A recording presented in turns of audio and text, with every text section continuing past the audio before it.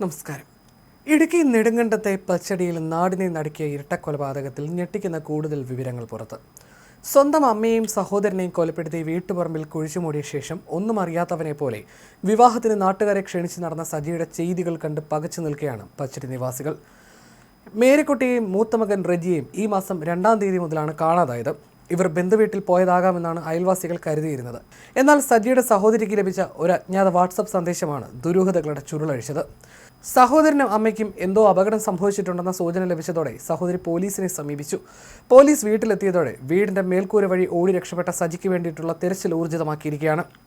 സജി വിവാഹിതനാകാൻ അതിയായി ആഗ്രഹിച്ചിരുന്നുവെന്ന് നാട്ടുകാർ പറയുന്നു. എന്നാൽ ഇതേ ചൊല്ലി വീട്ടിൽ കലഹം പതിവായിരുന്നു. സജി വിവാഹം കഴിച്ചാൽ താൻ അമ്മയും കൂട്ടി വീട് വിട്ടു പോകുമെന്ന് മൂത്ത സഹോദരൻ റജി നിരന്തരം ഭീഷണിപ്പെടുത്തിയിരുന്നു. ഈ തർക്കമാണ് കൊലപാതകത്തിലേക്ക് നയിച്ചതെന്നാണ് പ്രാഥമിക നിഗമനം. അമ്മയും സഹോദരനെയും കൊലപ്പെടുത്തി മുറ്റത്ത് കുഴിച്ചുമൂടിയ ശേഷം സജി നാട്ടുകാരെ വിവാഹത്തിന് ക്ഷണിച്ചു എന്നത് പോലീസിനെയും അത്ഭുതപ്പെടുത്തുന്നുണ്ട്. ആദ്യം 10-ാം തീയതി വിവാഹം നിശ്ചയിച്ചെന്നും പിന്നീട് ഒരു മരണം നടന്നതിനാൽ അത് മാറ്റിവെച്ചുവെന്നും സജി നാട്ടുകാരോട് പറഞ്ഞു. അതിനുശേഷം 500 പേരെ പങ്കെടുപ്പിച്ച് വലിയ ചടങ്ങ് നടത്തുമെന്ന് പറഞ്ഞ് വീണ്ടും ആളുകളെ ക്ഷണിച്ചു. അമ്മ എവിടെയെന്ന് ചോദിച്ചവരോട് ആശുപത്രിയിലാണെന്നും മറ്റും പറഞ്ഞ് വിശ്വസിപ്പിച്ചു. അതേസമയം പിന്നീട് പുറത്തു വന്ന പരസ്പര വിരുദ്ധമായ മൊഴിയും നാട്ടുകാരിൽ സംശയം ജനിപ്പിച്ചു. വീട്ടിൽ റജിയും സജിയും തമ്മിൽ നിരന്തരമായി വഴക്കുകൾ ഉണ്ടാകാറുണ്ടായിരുന്നുവെന്ന് ബന്ധുക്കൾ സാക്ഷ്യപ്പെടുത്തുന്നു. സജി അമ്മയും ജ്യേഷ്ഠനെയും കൊലപ്പെടുത്തിയ ശേഷം വീട്ടുപറമ്പിൽ കുഴിച്ചുമൂടിയതാകാമെന്നാണ് പോലീസിന്റെ നിഗമനം.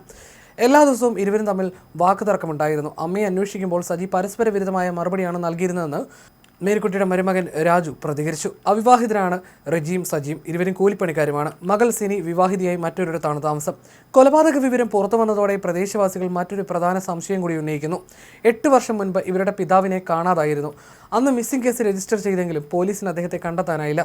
നിലവിലെ സാഹചര്യത്തിൽ പിതാവിനെയും സജി അപായപ്പെടുത്തി ഇതേ പറമ്പിൽ തന്നെ എവിടെയെങ്കിലും കുഴിച്ചുമൂടിയിട്ടുണ്ടാകുമോ എന്ന ആശങ്ക നാട്ടുകാർ പങ്കുവെക്കുന്നു. ഇക്കാര്യത്തിൽ പ്രത്യേക അന്വേഷണം വേണമെന്ന് നാട്ടുകാർ ആവശ്യപ്പെട്ടു. വീട്ടുമുറ്റത്ത് കണ്ടെത്തിയ കുഴിയിൽ നിന്ന് മൃതദേഹാവശിഷ്ടങ്ങൾ പുറത്തെടുത്തിട്ടുണ്ട്. ഏകദേശം 17 ദിവസത്തോളം പഴക്കമുള്ള മൃതദേഹങ്ങൾ പൂർണ്ണമായും അഴുകിയ നിലയിലാണ്. ഫോറൻസിക് വിദഗ്ധരും ഡോഗ് സ്ക്വാഡും സ്ഥലത്തെത്തി തെളിവുകൾ ശേഖരിച്ചു. ഒളിവിൽ പോയ പ്രതി സജിയെ പിടികൂടിയാൽ മാത്രമേ പിതാവിന്റെ തിരോധാനം ഉൾപ്പെടെയുള്ള കാര്യങ്ങളിൽ വ്യക്തത വരികയുള്ളൂ എന്ന് പോലീസ് അറിയിച്ചു.